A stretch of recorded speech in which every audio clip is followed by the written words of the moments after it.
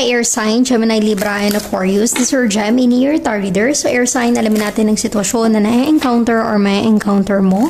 Just a reminder, this is a general reading. So this may or may not resonate with you, so don't take it personally. This is just a guide.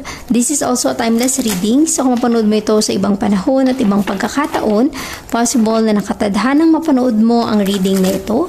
Maaari yung mga advice and messages na mapupull out natin ay makatulong sa iyong sitwasyon.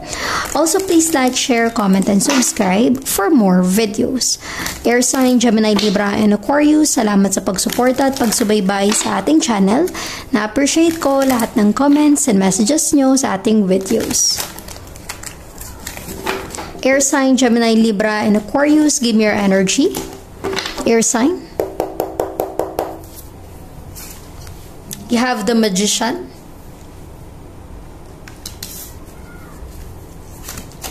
Queen of Swords and air sign. And the full energy. Maaaring ikaw ay involved sa kapwa mo, air sign, Gemini, Libra, and Aquarius. You have here the Queen of Swords. It really feels na maaaring meron kang binablock sa buhay mo ngayon. Meron kang ini-ignore. Or this energy tells me na wala kang pakialam sa sasabihin ng iba. Ang importante sa'yo, kung ano yung alam mong tama sa sarili mo. And also, I'm getting an energy na maaaring nalaman mo yung katotohanan. Natuklasan mo yung katotohanan, that's why hindi ka na magbubulag-bulagan. Hindi ka na magpapakamartir sa isang sitwasyon.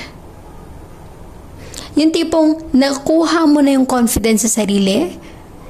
Maaring dati, nagbubulag-bulagan or nagpapakamartir ka sa sitwasyon mo, sa relationship, sa trabaho, sa career, hinahayaan mo sila na gamitin ka, diba? Sa maling paraan, pero ngayon parang may natutunan ka. Queen of Swords.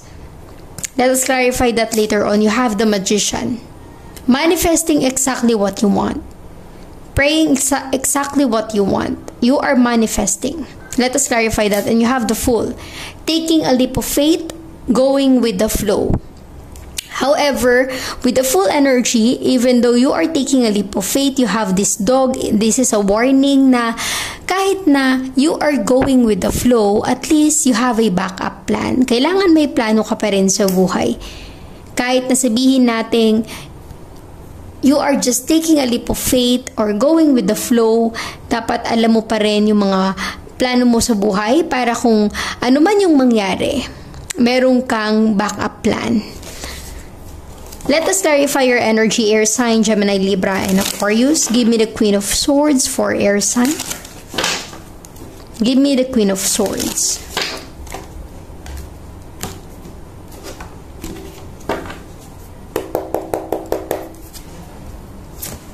You have the Lovers. This is a strong Gemini. Air sign, Gemini, Libra, and Aquarius, maaaring meron kang nalaman, natuklasan, nakatotohanan about your relationship. Gaya nga ng sabi ko, hindi ka na magpapakamartir, hindi ka na magbubulag-bulagan. Maaaring ang iba sa inyo, single parent or solo parent. And it really feels na you are disconnecting with your person. Nafe-feel ko sa energy mo, air sign, hindi ka na masaya sa relationship, sa connection nyo. Maaaring merong nasirang pangako. Possible na hindi totoo yung pagmamahal na ibinigay niya sa'yo. Yung tipong nalaman mo yung katotohanan, Queen of Swords, at ngayon hindi ka na magpapakamartir dahil lang mahal mo yung tao. Dahil alam mo yung totoo, utak na yung paiiralin mo. Something like that. You are being logical. Possible para sa ibang air sign dati, puro puso, damdamin yung pinapairal. Kaya ka laging nasasaktan. This time, with the Queen of Swords, you are being logical. Ayaw mo nang magpakamartir sa maling tao, sa maling relasyon. Tingin ko, nakapag-decide ka na. The Lover's energy is also making a decision.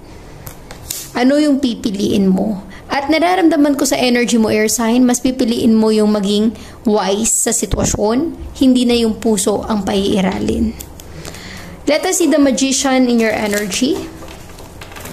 Give me the Magician for air sign, Gemini, Libra, and Aquarius. Give me the Magician energy.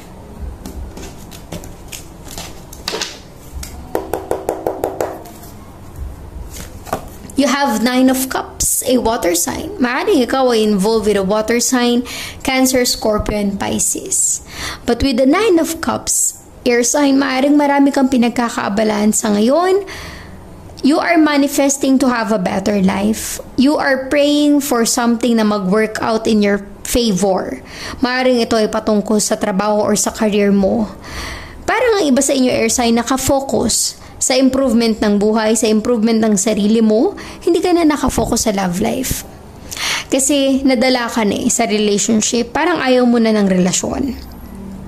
Ngayon yung priority mo is maging maganda yung buhay mo. Kasi this time, your Nine of Cups is some kind of fulfillment kung saan ka nagiging masaya sa buhay mo, sa sitwasyon mo. Ibig sabihin nito, mas pinipili mo na kahit mag-isa ka, wala kang love life, ang importante, masaya ka. Walang stress sa buhay mo. Kaya nga, you are blocking this person kasi ayaw mo ng stress sa buhay. Let us see the full energy.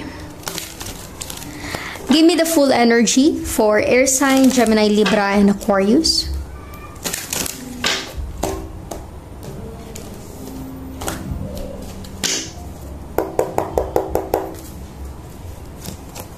You have King of Cups, a water sign.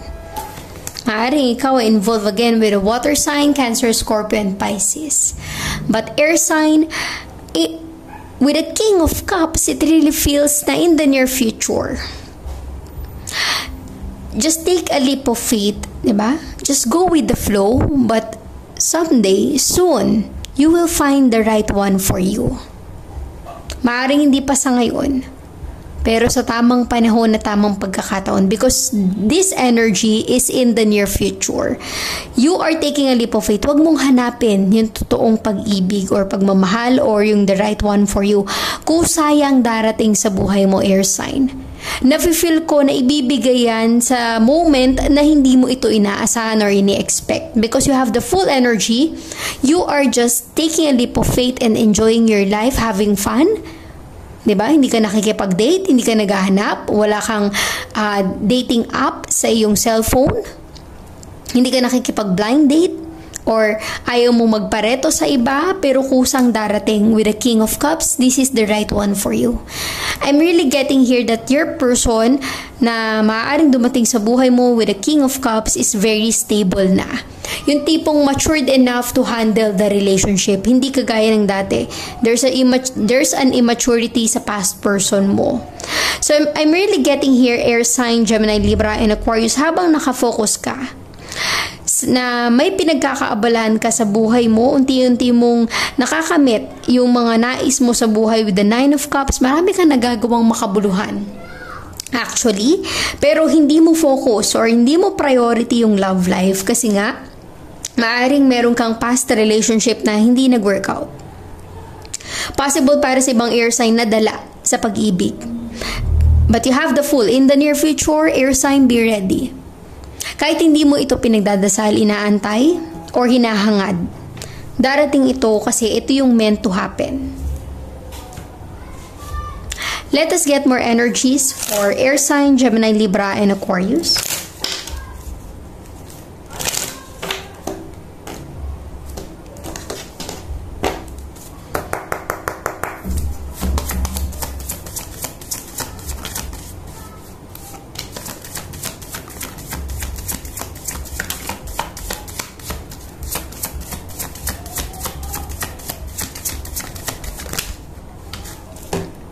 Okay. Air sign you have here. Gift. Maaring ang iba sa inyo air sign makareceive ka ng gift from someone. A gift is not necessarily nahahawakan or yung regalo talaga. But a gift also is a blessing. Diba? A blessing or opportunity na ibinibigay para sa'yo. You have house. Maaring ang iba sa inyo, makapagpundar ng sariling bahay, 'di ba? Fulfillment of your dreams, makapagpatayo, makapagpagawa ng sarili mong bahay. Maaaring ang iba ay this is what you are manifesting. To settle down. Expectation. Always remember, expectation will lead to disappointment.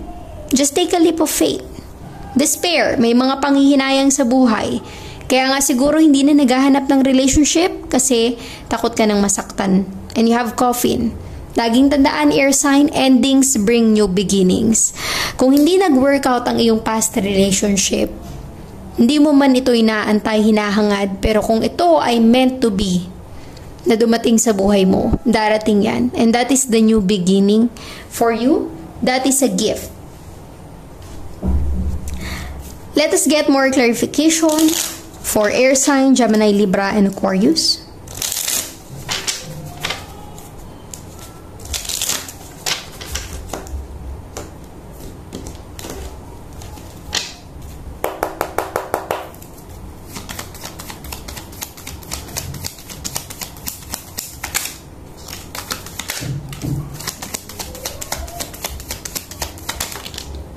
Okay.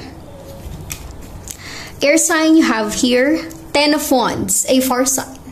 Nafe-feel ko sa energy mo, this is your energy, air sign, hirap na hirap sa buhay. Pero pilit mong kinakaya na malagpasan yung mga challenges or problema. Sa relationship, pagod ka na. Sawa ka na sa relasyon na lagi na lang ikaw yung nasasaktan or nahihirapan. You are totally moving on. You have the Page of Pentacles, an earth sign, a new opportunity or new blessing. Take this chance. May paparating sa buhay mo. You have the Page of Wands again, a new passion. You have 2 pages in your energy, air sign. Ibig sabihin yan, bago pa lang.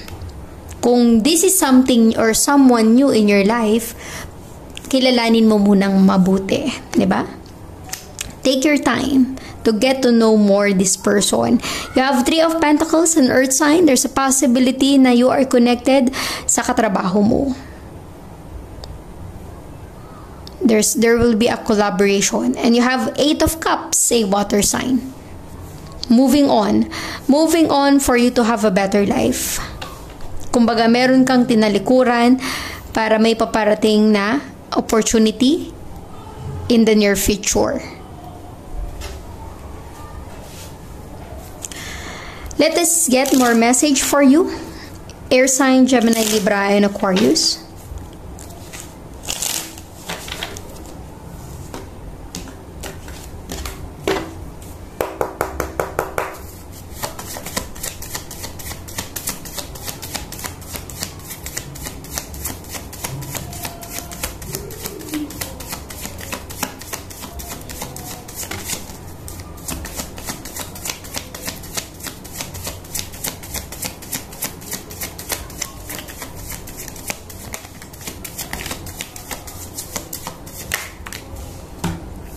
Okay. Air sign, you have here, girl with a snake. Empath and narcissist paradigm, being charmed or used to enable boundaries.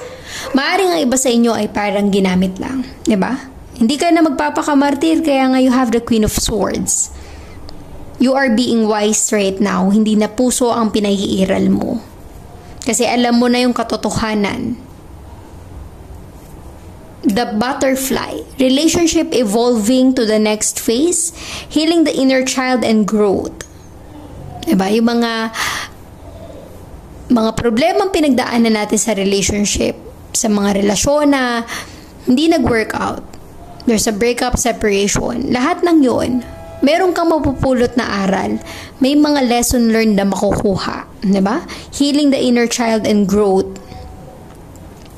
You have coffee cup. Meeting and conversing. Savoring the moment, feeling uplifted, friendship. Maaaring kung meron kang problema, di ba? You can have a coffee cup with your friend. Take your time, savor the moment, and enjoy your life. Being single. Kiss on a ring. Many options, decisions, unconventional string along one-night stand. Possible na ito yung reason kung bakit meron ka ng tinapos na relationship. You have clock, Need time, takes time. In time, time to heal and progress. Diba? Time to heal and move on. Huwag mong hayaan na magstay yung problema sa buhay mo. And you have mirror. Mirroring each other, self-image, relationship, reflect our wounds, introspection. Ibig sabihin nito, air sign, kung hindi na maganda ang pakikitungo ng karelasyon mo or kung hindi okay ang relationship nyo, magre-reflect yan sa overall connection mo with your person. Let us get some message for you for air sign, Gemini, Libra, and Aquarius.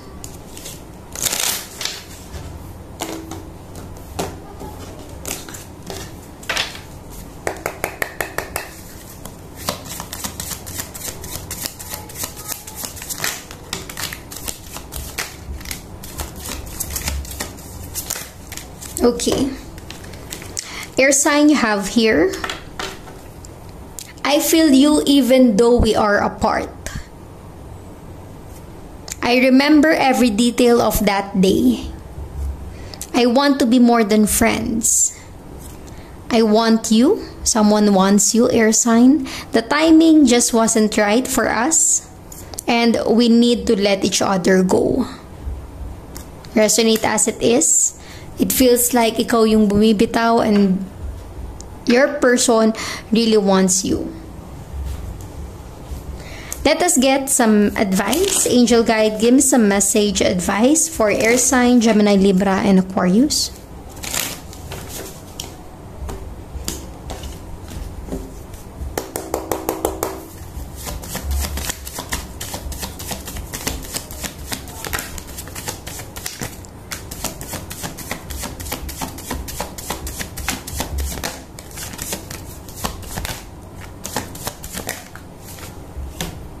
Okay. Air sign you have here. Big happy changes. No need to worry. Walang dapat ipag-alala. Compromise. Just wait. Forgiveness. Forgive and forget. Diba? Kung kaya mo nang makapagpatawad. Listen to your intuition, listen to your gut feeling, air sign. And it's up to you. Kung sakali man na may dumating sa buhay mo, air sign, at hindi ka sigurado kung that is the right one for you, just listen to your intuition, listen to your gut feeling. At the end of the day, ikaw yung makakaramdam or makaka-feel ng sincerity ng person na yun. So thank you, air sign, Gemini, Libra, and Aquarius. Please like, share, comment, and subscribe for more videos. Thank you, air sign.